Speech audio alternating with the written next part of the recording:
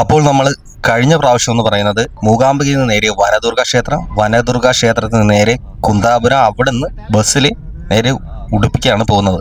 പോകുന്ന വഴി കാറിലെ ഡ്രൈവർ നമ്മുടെ കാന്താര മൂവിയിലെ ഋഷാബ് ഷെട്ടിയെ കുറിച്ച് ഒരുപാട് പറയുന്നുണ്ട്. അദ്ദേഹം ഒരുപാട് അഭിമാനത്തോടുകൂടി. അപ്പോൾ നമ്മൾ ഡ്രൈവർ ചേട്ടൻ നമ്പർ ഞാൻ ഡിസ്ക്രിപ്ഷനിൽ കൊടുക്കാം. മൂകാംബിക ടാക്സി സർവീസും എന്തെങ്കിലുമൊക്കെ പിന്നെ ഒരു ഹയർ പ്രൈമറി സ്കൂൾ കാസർഗോഡ് എന്ന് പറഞ്ഞിട്ടുണ്ട് കന്നഡത്തില്.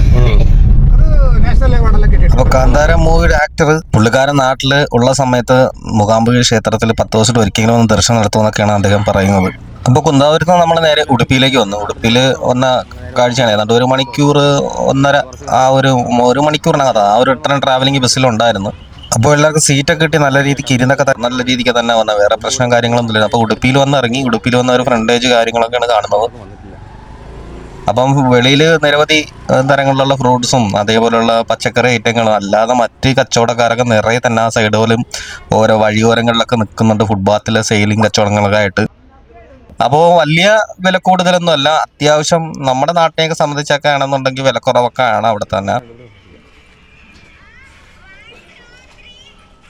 പിന്നെ നമ്മൾ ഈ ബസ്, ട്രെയിന് അങ്ങനെയൊക്കെ പോകുന്ന ഓട്ടോ ഇങ്ങനെയൊക്കെ പോകുമ്പോഴത്തേക്ക് നമ്മൾ കൂടുതൽ സാധനങ്ങൾ ഒഴിവാക്കുക. കാരണം നമുക്ക് ഇതും കൊണ്ട് നടക്കുന്ന വളരെ ബുദ്ധിമുട്ടായിരിക്കും. ഞാനിപ്പോൾ ഒറ്റയ്ക്ക് പോകണമെങ്കിൽ തന്നെ വലിയൊരു ട്രാവൽ ബാഗ് എടുത്താൽ അതിനകത്ത് നിസാര കാര്യങ്ങളൊക്കെ ചിലപ്പോൾ 1-2 ഡ്രസ്സൊക്കെ തന്നെ ആയിരിക്കും കൊണ്ടുപോകുന്നത്. അത് തന്നെ എനിക്ക് മാക്സിമം യൂസ് ചെയ്യാൻ ശ്രമിക്കുകയും ചെയ്യും.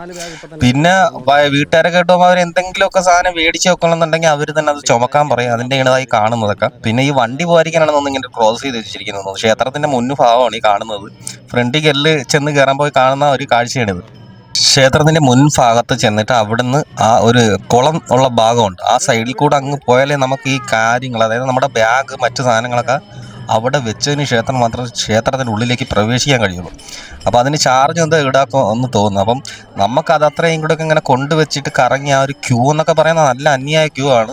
അപ്പോൾ അതുകൊണ്ട് ആ ക്യൂ അത്രത്തോളം വെയിലത്ത് നിൽക്കാൻ പിള്ളേരെ കൊണ്ട് പറ്റാത്തതുണ്ട്. ഞാനും വൈഫും മാത്രമാണ്. അപ്പം പാസ് എടുത്താൽ പോയത്. ആ പാസിന് ഏതാണ്ട് ഒരാൾക്ക് 200 രൂപ. അപ്പം കുഞ്ഞായതുകൊണ്ട് അവനെ ഉള്ളിലേക്ക് പ്രവേശിപ്പിച്ചു കാശ് കൊടുക്കാതെ തന്നെ. അപ്പം ഞാനും അവളും കൂടെ ഈ കാണുന്ന ആ ഒരു ലൈനാണ്. ഇതിൻ്റെ അകത്തോട്ട് പോകുന്നതിന് മുന്നേ ആയിട്ട് അമ്മയ്ക്കും ചുണ്ടും കുഞ്ഞിക്കും അവരെ ഒരു സൈഡിലാക്കി നമ്മളെ ബാഗും മറ്റു സാധനങ്ങളും അവിടെ ഏൽപ്പിച്ചു. പിന്നെ ഒരു രഥം നമുക്കതിൻ്റെ ഫ്രണ്ടിൽ കാണാം. പിന്നെ ഈ ഉടുപ്പി ശ്രീകൃഷ്ണ ക്ഷേത്രത്തിന് 13-ാം നൂറ്റാണ്ടിലേറെ പഴക്കമുണ്ട്. ഇത് ശ്രീ മധ്യാചാര്യർ സ്ഥാപിച്ച പ്രത്യേക 9 ദ്വാരങ്ങളിലുള്ള ജ്വാലകത്തിലൂടെ ദർശനം നൽകുന്ന കനകദാസന്റെ കഥ അവർണനായ ഭക്തൻ ക്ഷേത്രത്തിനുള്ളിൽ പ്രവേശനം നിഷേധിച്ചപ്പോൾ കണ്ണൻ തിരിഞ്ഞു നോക്കി. 13-ാം നൂറ്റാണ്ടിലെ ദ്വൈത സിദ്ധാന്തം സ്ഥാപിച്ചു. അഷ്ടമഠങ്ങളുടെ 8 മഠങ്ങൾ കീഴിലാണ് പ്രവർത്തിക്കുന്നത്. ഓരോ മഠവും 2 വർഷം കൂടുമ്പോൾ ഭരണം നടത്തും. പര്യായ മഹോത്സവം ഇതിന്റെ ഭാഗമാണ്. കർണാടകയിലെ ഉടുപ്പിയിലുള്ള ഒരു ഹൈന്ദവ ആരാധന കേന്ദ്രമാണ് ഉടുപ്പി ശ്രീകൃഷ്ണ മഠം. ഉടുപ്പി ശ്രീകൃഷ്ണ ക്ഷേത്രം ഒരു ആശ്രമ അന്തരീക്ഷത്തിലാണ് ക്ഷേത്രം സ്ഥിതി ചെയ്യുന്നത്. പ്രധാന ക്ഷേത്രത്തിന് സമീപത്തായി ഏകദേശം 1000-ലേറെ വർഷം പഴക്കമുള്ള ഉടുപ്പി ആനന്ദരേശ്വര ക്ഷേത്രം ഉൾപ്പെടെ നിരവധി ആരാധന കേന്ദ്രങ്ങളും സ്ഥിതി ചെയ്യുന്നു. ഇപ്പോൾ അഷ്ടമഠങ്ങളുടെ നിയന്ത്രണത്തിലാണ് ക്ഷേത്ര സമുച്ചയം. പേജാവർ മഠം, പുത്തികൈ മഠം, പലിമുരു മഠം, ഡാടമരു മഠം, സോദൈ മഠം, കണിയൂർ മഠം, ശിരൂർ മഠം, കൃഷ്ണപുരം മഠം എന്നിവയാണ് ഈ 8 മഠങ്ങൾ. ക്ഷേത്രത്തിന് കിഴക്ക് ഭാഗത്തുള്ള വിശാലമായ കുളവും അതിലെ ശില്പങ്ങളും ശ്രദ്ധേയമാണ്. സത്യത്തിൽ കുളത്തിലും പ്രവേശനമില്ല, സെക്യൂരിറ്റി എന്ന് പറഞ്ഞുകൊണ്ട് മാത്രം കിട്ടിയതാണ് ഈ പ്രവേശനം. ക്ഷേത്രത്തിന്റെ പ്രധാന നിർമ്മിതികളെല്ലാം കരിങ്കല്ലിലാണ്. എങ്കിലും ഇപ്പോഴത്തെ നവീകരണ പ്രവർത്തനങ്ങളിൽ കോൺക്രീറ്റ് നിർമ്മിതികളുമുണ്ട്. ഭഗവാനെ നേരിൽ കണ്ട് ദർശിക്കുന്നില്ലെന്നുള്ളതാണ് ഈ ക്ഷേത്രത്തിന്റെ പ്രത്യേകത. നവഗ്രഹ കിടുകി എന്ന് വിളിക്കപ്പെടുന്ന 9 ദ്വാരങ്ങളുടെ ഒരു ജാലകത്തിലൂടെയാണ് ഇവിടെ എത്തിയാൽ ശ്രീകൃഷ്ണനെ കാണാൻ സാധിക്കുന്നത്. ഇങ്ങനെ 9 ദ്വാരങ്ങളോടെ വിഗ്രഹങ്ങൾ ദർശിക്കുന്നതിന് പിന്നിലൊരു കഥയുണ്ടെന്നാണ് വിശ്വാസികൾ പറയുന്നത്. അബ്രാഹ്മണനായ കനകദാസർ തികഞ്ഞൊരു കൃഷ്ണഭക്തനായിരുന്നു. അദ്ദേഹത്തിന് ക്ഷേത്രത്തിൽ പോയി കണ്ണനെ കാണാമെന്ന് അതിയായ ആഗ്രഹമുണ്ടായി. പക്ഷെ അയിത്തം കൽപ്പിച്ചവർക്ക് ക്ഷേത്രത്തിനുള്ളിൽ മുന്നിലെ വഴിയിൽ പോലും വരാൻ അനുവാദം ഉണ്ടായിരുന്നില്ല. അതുകൊണ്ട് തന്നെ കൃഷ്ണഭക്തനായ കനകദാസർ ദിവസവും ക്ഷേത്രത്തിന്റെ പുറകിലിരുന്ന് കണ്ണനെ മനസ്സിൽ കൊണ്ട് കീർത്തനങ്ങൾ പാടുക പതിവായിരുന്നു. ഓരോ ദിവസം കഴിയുന്തോറും അദ്ദേഹത്തിന് കണ്ണനെ കാണുവാനുള്ള കൊതി കൂടി വന്നു.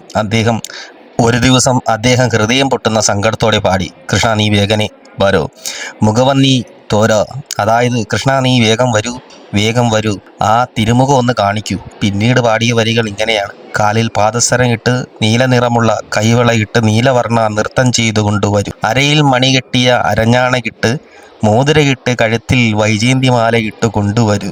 കാശിമഞ്ഞുടുപ്പട്ടുടുത്ത് കയ്യിൽ ഓടക്കുഴലും പിടിച്ച് ദേഹത്ത് പൂശിയ ചന്ദനഗന്ധവുമായി വരൂ.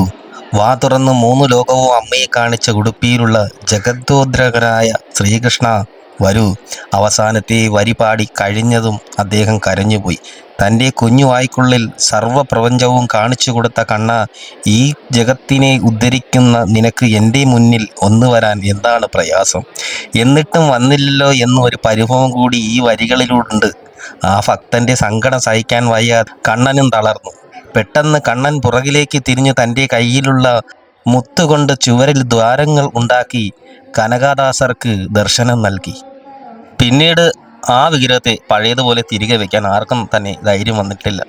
അതുകൊണ്ട് ശ്രീകോവിലിൻ്റെ പിന്തിരിഞ്ഞിരിക്കുന്ന ഉടുപ്പി കൃഷ്ണൻ ഭക്തൻ്റെ വാത്സല്യത്തിൻ്റെ പ്രതീകമായി ഇന്നും നിലകൊള്ളുന്നുണ്ട്. ക്ഷേത്രത്തിലെ എത്തുന്നവർക്കെല്ലാം അന്നദാനം ഒരു പ്രത്യേകതയാണ്. ക്ഷേത്രത്തോട് അനുബന്ധിച്ച് നല്ലൊരു ഗോശാല അവിടെയുണ്ട്. ക്ഷേത്രത്തിലേക്ക് ഭക്ഷണശാലയിലേക്കുള്ള പാലുൽപ്പന്നങ്ങൾ ഇതിൽ നിന്നുമാണ് ലഭിക്കുന്നത്. അന്നദാനത്തിന് വേണ്ടിയിട്ടുള്ള വിറവ് അടുക്കി വെച്ചിരിക്കുന്ന പോലും ഭയങ്കര ഒരു ഭംഗിയായിട്ട് തന്നെയാണ്. അതുകൊണ്ട് ഈ സൈഡിൽ കുളത്തിൻ്റെ ഒരു സൈഡിലായിട്ട് അവിടെ കുറേ പാചകക്കാർ ജോലി ചെയ്യുന്ന ആൾക്കാരെല്ലാം ഉണ്ട്. പിന്നെ ആ ഒരു അതേ കണക്ക് തന്നെ വിറവും കാര്യങ്ങൾ അതിൻ്റെ അടുക്കും ചിട്ടയോടെ ഓരോ കാര്യങ്ങൾ ചെയ്തു വെച്ചിട്ടുണ്ട്. അപ്പോൾ ഈ കാണുന്നതാണ് ചന്ദ്രമൗലി ക്ഷേത്രം, അതായത് ഉടുപ്പി ക്ഷേത്രത്തിൻ്റെ തൊട്ടടുത്ത് തന്നെയാണ്. ഉടുപ്പിയിലെ ചന്ദ്രമൗലി ക്ഷേത്രം 10ാം നൂറ്റാണ്ടിൽ നിർമ്മിച്ച പുരാതന ചരിത്രമുള്ള ക്ഷേത്രമാണ്. ഇത് ത്രേതായുഗവുമായി ബന്ധപ്പെട്ടിരിക്കുന്നു. ക്ഷേത്രത്തിന് വലിയ ആത്മീയ പ്രാധാന്യമുണ്ട്.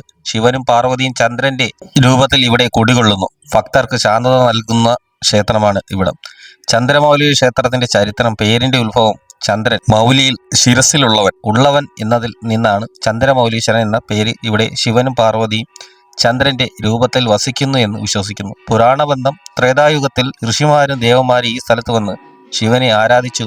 പുരാതന കാലം മുതൽ ഈ ക്ഷേത്രം നിലവിലുണ്ടെന്നാണ് വിശ്വസിക്കുന്നത്. അപ്പോൾ ചന്ദ്രമൗലി ക്ഷേത്രത്തിന് തൊട്ട് പിറകിലായിട്ട് തന്നെയാണ് ഈ പറയുന്ന നമ്മുടെ ഉടുപ്പിയിലെ ആനന്ദേശ്വര ക്ഷേത്രം. ഇതും കർണാടകയിലെ ഏറ്റവും പഴക്കം ചെന്ന ക്ഷേത്രങ്ങളിൽ ഒന്നാണ്. 1000 വർഷത്തിലകം പഴക്കമുണ്ട്. ശിവനാണ് പ്രധാന പ്രതിഷ്ഠ.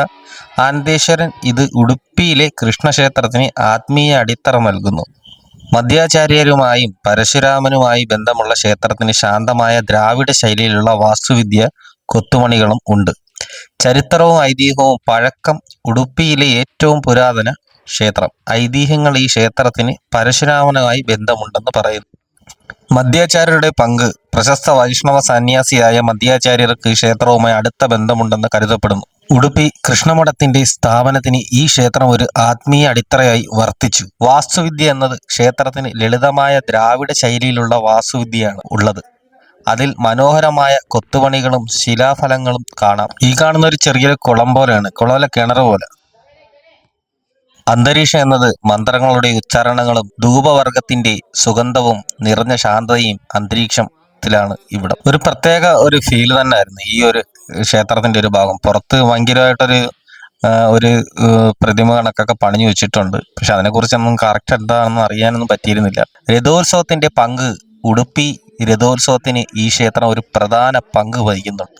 അപ്പോൾ ഐതിഹ്യവും ചരിത്രമൊക്കെ പറഞ്ഞ് എല്ലാം കേട്ടല്ലോ. അപ്പോൾ ഇതിനകത്ത് ആ പറയുന്ന ആ ഒരു കഥയൊക്കെ ഉണ്ട്. അപ്പോൾ അതിൻ്റെ പ്രകാരത്തിലുള്ള രീതിയിലുള്ള കാര്യങ്ങളൊന്നും അല്ല. ഇപ്പം ഭക്ഷണം കഴിക്കുന്നിടത്താലും ക്ഷേത്രത്തിനായിട്ട് എല്ലാവർക്കും കയറാനും ദർശിക്കാനും ഒക്കെ അനുവാദിതമുണ്ട്. അപ്പോൾ നമ്മൾ നേരെ ഉടുപ്പി റെയിൽവേ സ്റ്റേഷനിനകത്ത് ഇങ്ങനെ വസ്ത്രങ്ങളൊക്കെ വിൽക്കുന്ന കാഴ്ചയാണ് ഈ കാണുന്നത്. വിലയൊക്കെ ഒരുപാട് കുറവുണ്ട്. പക്ഷേ എങ്കിലും അത്ര ക്വാളിറ്റി ആയിട്ടുള്ള രീതിയിലൊന്നും അല്ല അത്ര വസ്ത്രത്തിൻ്റെ. നമുക്ക് ഈ യൂസിങ് തൽക്കാലം പെട്ടെന്ന് തന്നെ ഒരു 2-3 പ്രാവശ്യം ഉപയോഗിക്കാനൊക്കെ പറ്റും. പിന്നെ നമ്മൾ അവിടെ റെയിൽവേ സ്റ്റേഷൻ തന്നെ ഭക്ഷണത്തിൻ്റെയൊക്കെ രീതിയുണ്ട്. നല്ല നീറ്റ് ആൻഡ് ക്ലീൻ ആയിട്ട് തന്നെ അവിടെ ആഹാരങ്ങളൊക്കെ വരുന്ന യാത്രക്കാർക്കായാലും ആ ഒരു ക്ഷേത്ര പ്രദേശമല്ലേ, അപ്പോൾ അതിൻ്റെ രീതി വൃത്തി നീറ്റ്നെസ് ഒക്കെ കാണും. അപ്പോൾ നമ്മൾ ട്രെയിൻ വന്ന് നാട്ടിലേക്കാണ്, കൊല്ലത്തേക്ക് പോകണം. അപ്പോൾ വീഡിയോ കണ്ട് ഇഷ്ടപ്പെട്ട ലൈക്ക് ചെയ്യുക, ഷെയർ ചെയ്യുക, സബ്സ്ക്രൈബ് ചെയ്യുക, കൂടുതൽ സപ്പോർട്ട് ചെയ്യുക. അപ്പോൾ എല്ലാവർക്കും നല്ലതേ നടക്കട്ടും.